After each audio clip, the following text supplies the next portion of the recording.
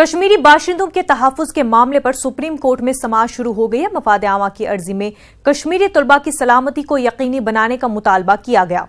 अर्जी गुजार तहसीन पुनेवाला के वकील कालन गोंसाल्विस ने अदालत से कहा, अदालत को मॉब लिंचिंग की तरह इस मामले पर भी हुक्म देना चाहिए। आपको बता दें कि पुलवामा हमले के बाद कश्मीरी बाशिंदों को मुल्क के मुख्तलिफ मकामात पर निशाना बनाया जा रहा है।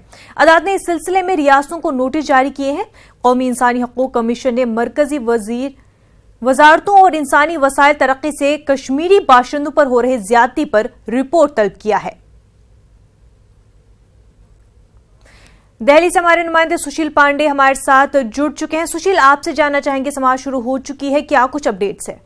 जी देखिए, फिलहाल इस पूरे मामले में सुप्रीम कोर्ट ने सभी राज्यों को नोटिस जारी किया है। सुप्रीम कोर्ट की तरफ से ये कहा गया है कि जिस तरह पुलवामा में अटैक हुआ और उसके बाद कश्मीरी जो स्टूडेंट्स हैं जो डिफरेंट स्टेट्स में कॉलेजेस में पढ़ रहे हैं उनके ऊपर हमला किया जा रहा है, लिहाजा उनकी सिक्योरिटी का जिम्मा फिलहाल सुप्रीम कोर्ट सरकार को ये आदेश दे।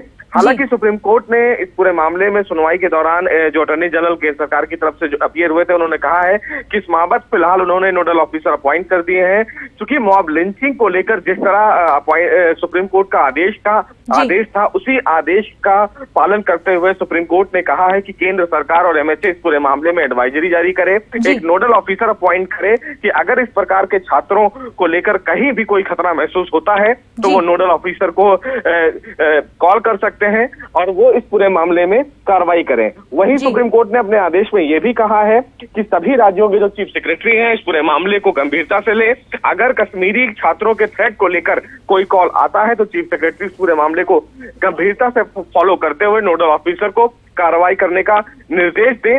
ये फिलहाल सुप्रीम कोर्ट ने अपने आदेश में कहा है। सुप्रीम कोर्ट ने कहा है कि मामला खासा गंभीर है, लिहाजा सरकारों को इस मामले में गंभीर कदम उठाने की जरूरत है। तो एक बड़ा पहल जरूर सुप्रीम कोर्ट की मानेंगे, क्योंकि सुप्रीम कोर्ट ने इस पूरे मामले में कहा कि जिस तरह तमाम जो कश्मीरी छात्रों को फिलहाल इस पुलवामा अटैक के बाद डिफरेंट राज्यों में मारा पीटा जा रहा है वो गलत है, और लिहाजा उन्होंने इस पूरे मामले में ये भी कहा है केंद्र सरकार से कि उनकी सुरक्षा को इंश्योर करने की जिम्मेदारी सरकार की है, तो सरकार इस पूरे मामले को गंभीरता से ले। सुशील, जो लोग ये जो तशद्दुद के वारदात को अंजाम देते हैं, जो शरपसंद अनासर है, क्या उनके खिलाफ भी कोर्ट में कुछ कहा गया है कि उनके साथ किस तरह की कार्रवाई की जाए?